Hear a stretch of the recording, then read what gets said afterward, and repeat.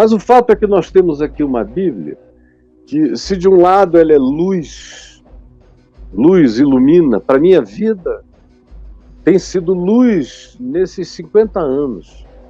Luz para minha família, para minha mãe, para minha avó materna, para o meu pai que se converteu lendo a Escritura sozinho. Para mim tem sido luz, porque eu fui ajudado, discipulado, acompanhado desde o primeiro dia da minha confissão na fé, e sobretudo pelo meu pai, mas eu cresci muito sozinho, na leitura, no jejum, no autodidatismo voraz, que tomou conta de mim nos primeiros 30 anos da vida, numa leitura obsessiva de todas as formas de conhecimento e de absorção e de montagem de conjunção.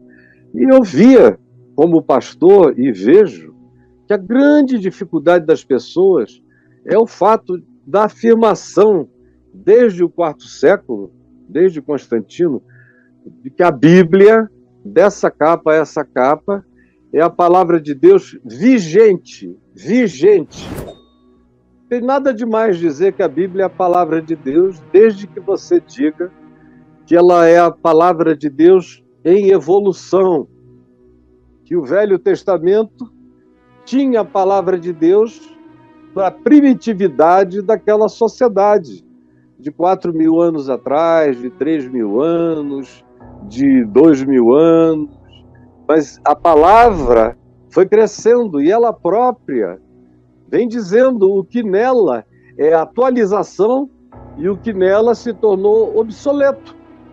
Jesus diz isso explicitamente, Paulo diz isso explicitamente, você vê o apóstolo João dizer isso explicitamente, você vê todos os que entenderam Jesus e o Evangelho dizerem isso explicitamente. Você vê o autor da Epístola aos Hebreus ser então mais explícito do que todos, dedicando praticamente quase toda a epístola dele a provar a obsolescência de significados antigos. Significados antigos que muita gente não conseguia admitir que tinham passado. E que em Jesus, o Verbo, a palavra, tinha a sua atualização completa, plena e eterna, sem necessitar nunca mais de nenhum retoque.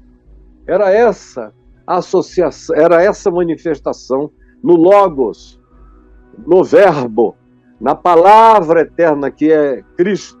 No princípio era o Cristo, o Verbo, o Cordeiro, esse sentido de todas as coisas. E esse princípio eterno se encarnou, o Cristo se encarnou em Jesus. E em Jesus, Paulo e todos os apóstolos dizem que nós temos a plenitude de toda a revelação de Deus, a expressão exata do seu ser. A expressão exata do seu ser. Isso se repete de formas diferentes em afirmações distintas de distintos apóstolos. Ele é a expressão exata do ser de Deus. Ele mesmo diz,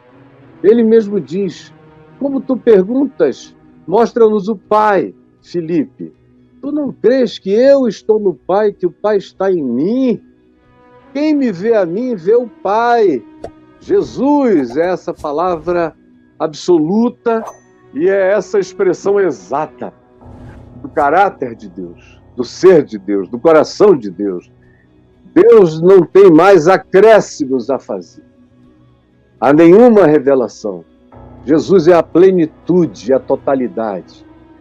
Eu não preciso saber nada do Velho Testamento, a não ser como validação e como aquilo que me dá conhecimento histórico para ver como essa gravidez de Deus na história cresceu até Jesus ser parido na plenitude dos tempos e trazer encarnadamente a palavra eterna para todos nós.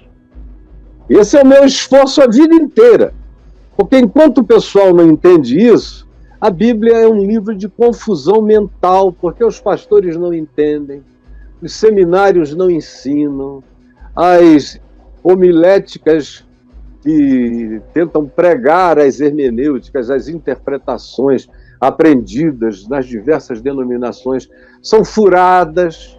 Elas ficam querendo fazer conciliação, sistematização de coisas que não são sistematizáveis, que acabam sendo contraditórias, que deixam as pessoas no meio do caminho, sem saber se atolam na lei de Moisés e se são discípulos de Moisés ou se são discípulos de Jesus. Não compreendem como o Velho Testamento manda coisas que Jesus diz, não façam nunca mais. Não é assim, eu porém vos digo, e os apóstolos também dizem, e as pessoas se esquizofrenizam, se angustiam, não sabem o que fazer, meu Deus, vão ficando perturbadas, loucas.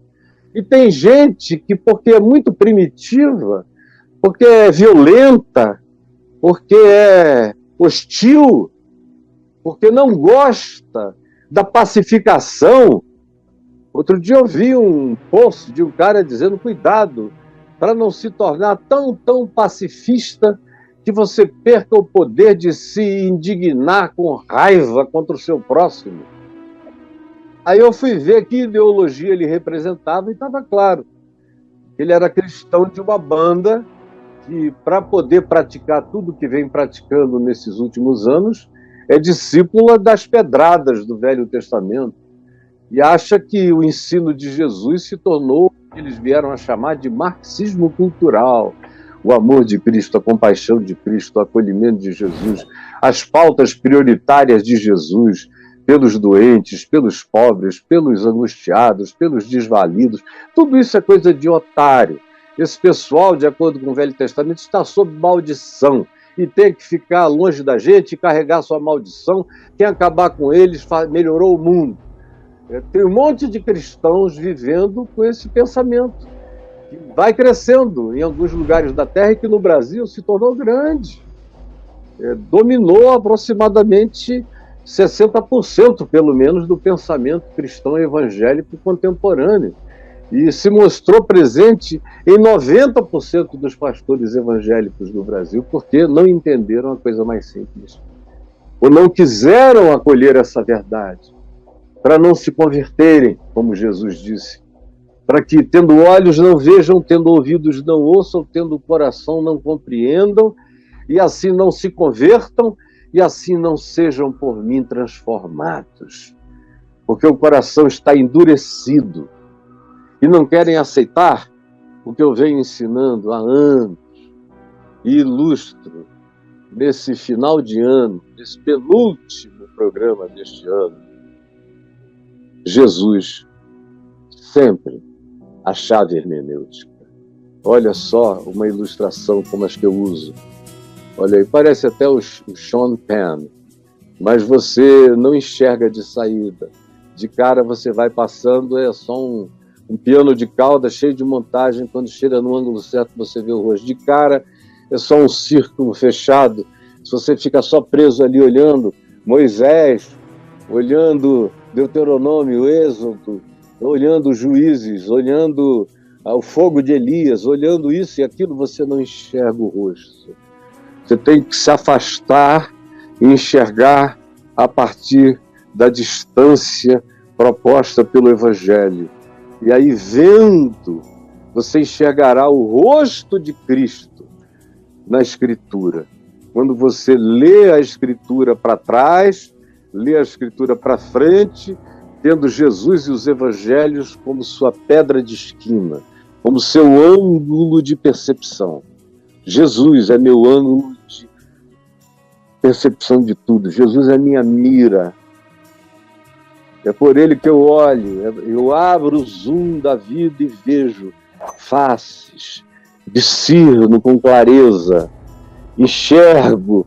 Quanto mais eu olho a partir de Cristo, mais clara fica a revelação, mais definidas ficam aquelas coisas que parecem contraditórias, mas que, vistas a partir de Jesus, fazem uma harmonia maravilhosa, mas só é percebida se Jesus for o ponto único de observação, foi o ponto de partida, o ponto de vista, o ponto de referência, o ponto de chegada. Aí tudo fica claro, aí a gente compreende todas as coisas. Eu espero que esse ano não tenha terminado sem você ter absorvido isso.